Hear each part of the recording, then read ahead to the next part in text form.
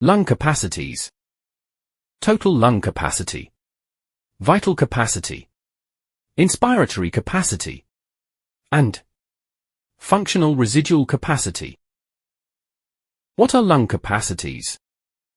Lung capacities are combinations of two or more lung volumes.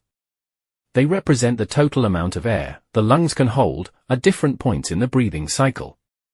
Measuring these capacities is a key part of pulmonary function tests, which help diagnose and monitor respiratory conditions like asthma and chronic obstructive pulmonary disease, COPD. Lung capacities are different measurements of the air that can be held in the lungs. Key lung capacities include vital capacity. It is a combination of maximum inhalation and maximum exhalation. Inspiratory capacity. It is a combination of maximum inhalation plus quiet exhalation. Functional residual capacity. It is the air left in the lungs after quiet exhalation. Total lung capacity. It is the air in lungs after maximum inhalation. Let's discuss them one by one. Vital capacity.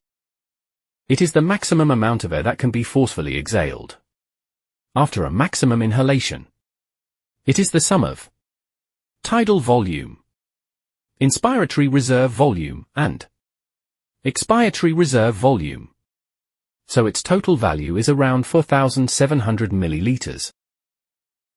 Inspiratory capacity. It is the maximum amount of air that can be inhaled after a normal expiration. It is the sum of tidal volume and inspiratory reserve volume. Its value is around 3,700 milliliters. Functional residual capacity. It is the volume of air remaining in the lungs after a normal exhalation. It is equal to the sum of expiratory reserve volume and residual volume.